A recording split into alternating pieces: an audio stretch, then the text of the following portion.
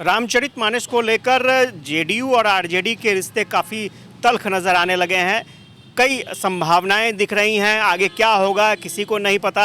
अटकलों का बाजार गर्म है। हमारे साथ बीजेपी के वरिष्ठ नेता हैं, विधायक हैं अरुण सिन्हा जी, उनसे बात कर लेते हैं। सर, किस तरह से देखते हैं अभी जो आरजेडी की तरफ से स्टेटमेंट आया रामचरितमानस को लेकर के, और आरजेडी अपने स्टैंड पर खड़ी है, लेकिन नीतीश कुमार का भी स्टेटमेंट आ चुका है कि ऐसा बयान सही नहीं कहा जा सकता है। देखिए, जैसे ही हम भगवान राम का नाम लेते हैं, एक भगवान राम, एक महापुरुष राम, दो दृष्टि होती है। भगवान राम को आध्यात्मिक रूप है और महापुरुष के रूप में जो है हमारे पूर्वज, अगर राम को हम माने, ये दोनों राम जो है वो भारत का पर्याय है। बेटा कैसा होना चाहिए? राम की तरह। राजा कैसा होना चाहिए? राम की तरह, राम राज की कल्पना। पिता कैसा होना चाहिए? राम की तरह। नहीं, ये तो बीजेपी का दृष्टिकोण है ना सर। नहीं, ये भारत का दृष्टिकोण है। अच्छा, एक चीज बताइए, एक भारत से अलग है क्या? आरजेडी के नेता, शिक्षा मंत्री भारत से अलग है क्या? कोई भारत से अलग नहीं है, लेकिन ग्रहण लगता है ना, ग्रहण वाला भाग भी तो चंद्रमा या सूर्य का ही होता है, लेकिन ग्रहण लगा रहता है। शरीर हमारा है, लेकिन कोई कोई शरीर में कोई रोग लग जाता है, तो रोग लगा हुआ वैसा अगर राम को नकार दिया जाए तो भारत का कोई अर्थ नहीं है।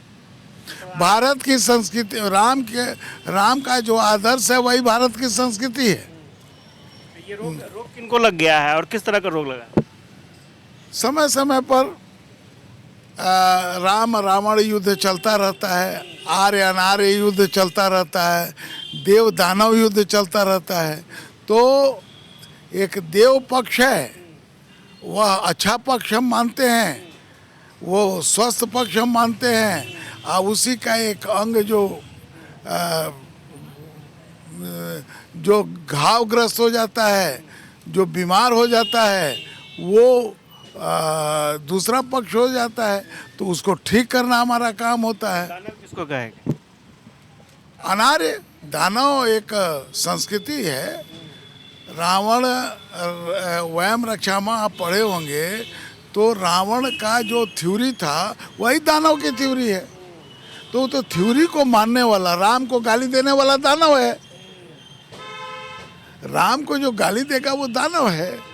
जो दानवों का जो आचार मानेगा, व्यवहार मानेगा, देवताओं का विरोध करेगा, जो भारतीय संस्कृति का विरोध करेगा, जो भारतीय संस्कृति है, जो राम की संस्कृति है, जो देवताओं की संस्कृति है, वो दानव है। लेकिन आरजेडी वालों का तो कहना है कि मंडल का मामला है, यहाँ पर कमंडल पर भारी पड़ने वाला है मंडल, इसलिए बीजेपी को दर्द उठ रहा है और मामले को अलग मोड़ देने की कोशिश हो रही है।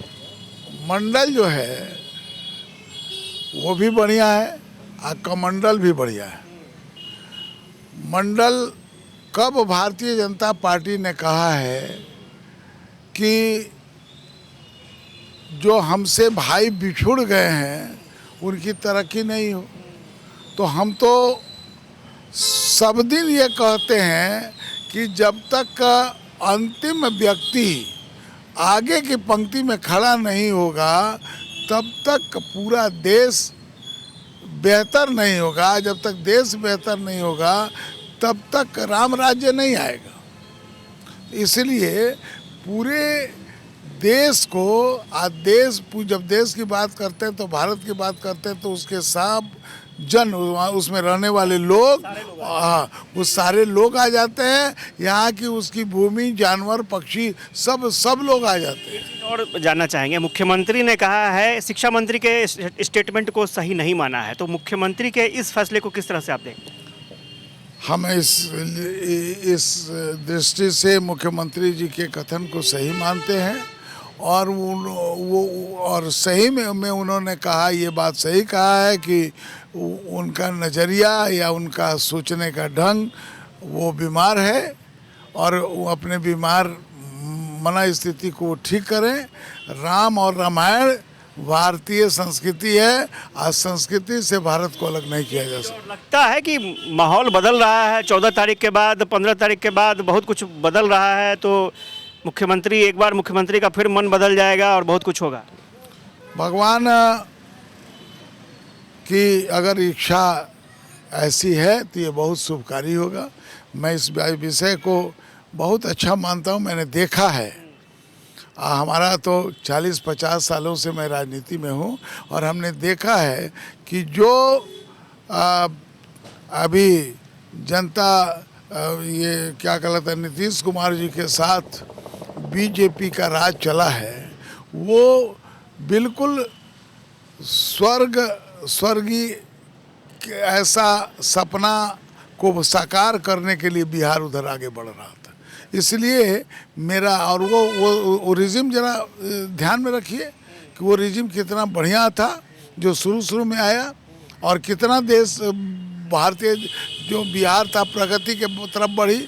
दूसरी बार थोड़ा गड़बड़ाया, बीच में ये लोग आ गए और फिर लड़काया, फिर हम आए, फिर वो गति पकड़ने ही वाला था कि फिर ग्रहण लग गया। अब ग्रहण लग जा रहा है, इसके लिए नीतीश जी दोषी हैं, मैं सीधे बात करता हूँ। ये अगर माइनस करके और अगर उनमें सुधार, सलाह देना चाहेंगे क्या मुख्यमंत्री?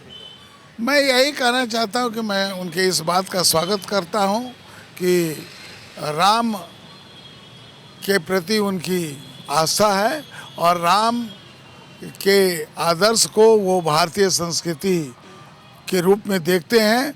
ये बड़ा ही उनके सोचने और उनके सोच से मैं वो बहुत ही खुश हूँ और उनको इसके लिए धन्यवाद देता हूँ। धन्यवाद देते हैं। नीतीश जी और बीजेपी क्या फिर एक प्लेटफॉर्म पर नजर आ सकती है? अगर नजर आवे तो बिहार के लिए अच्छा है। मैं एक बात कहना चाहता हूँ, मैं उस समय भी मंत्री नहीं था, कोई मुझे ऐसा लालच भी नहीं है, लेकिन बिहार के लिए ये बेहतर है कि नीतीश कुमार और बीजेपी एक साथ काम करें। अरुण सिन्हा जी थे और इन्होंने बड़ा स्टेटमेंट दिया है। जो हालात बन रहे हैं, जो परिस्थितियां बन रही हैं, उसके मुताबिक अरुण सिन्हा जी का ये कहना है कि नीतीश जी अगर वापस बीजेपी के साथ आते हैं तो ये बिहार के लिए बेहतर होगा। कैमरा पर्सन सुनील के साथ कशिश न्यूज़, आशुतोष चंद्रा, पटना।